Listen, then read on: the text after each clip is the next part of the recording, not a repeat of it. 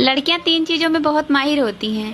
पहला, रास्ते में सेल्फी खींचने में, दूसरा, चौराहे पे गोलगप्पे खाने में, और तीसरा, बताइए।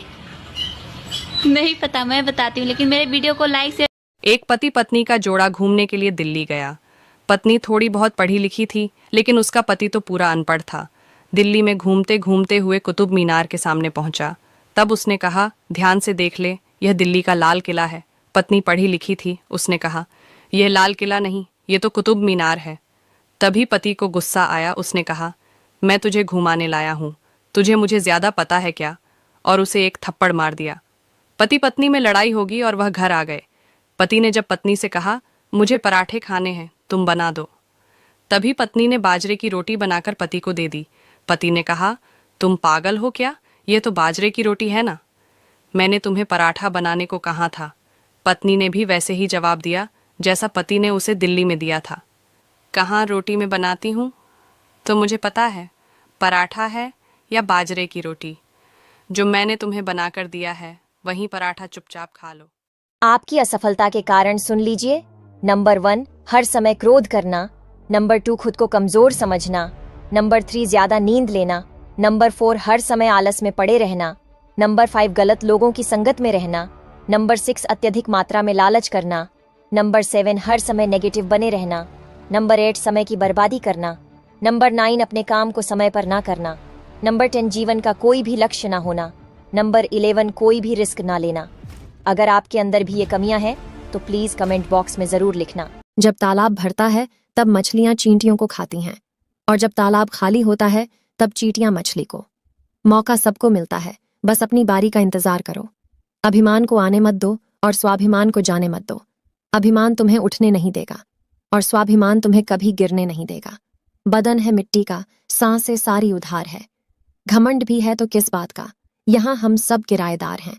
जो कुछ भी हुआ है उसमें आपका कोई योगदान नहीं है, इसलिए आपकी सारी परेशानियां व्यर्थ हैं। कभी हार मत मानो। आज कुछ कठिन है, कल बदतर होगा, लेकिन कल के बाद का दिन बेहतरीन होगा।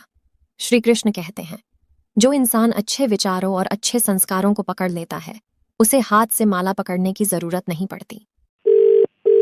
हेलो। अरे भाभी जी, मैं परेशान आ गया हूँ अपनी बीवी से, क्या करूँ आप ही बताओ।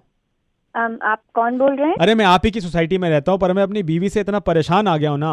अरे क्या हुआ भाई साहब? यार भाभी जी देखो, अगर बात नहीं मानो, लड़ाई हुई समझ आता है, अगर बीवी की बात मान ली उसके बाद भी लड़ाई हो रही है तो क्या करे आदमी।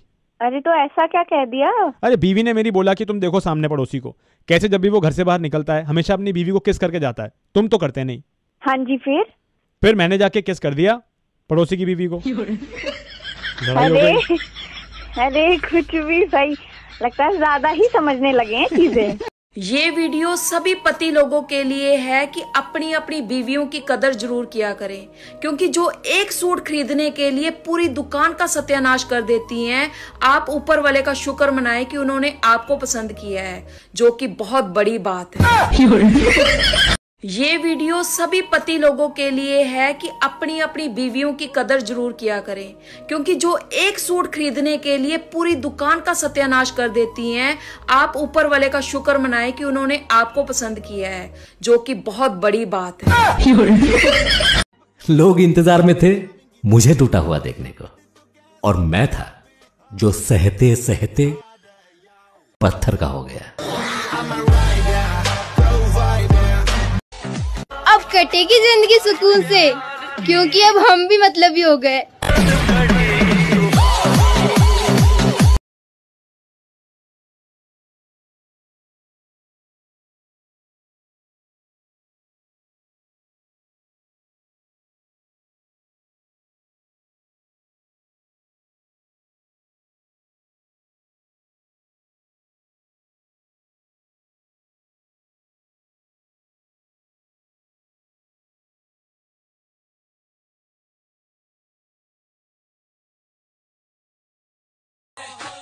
कोई तो बात है मुझ में, लोग बहुत जल्दी मेरे दुश्मन बन जाते हैं।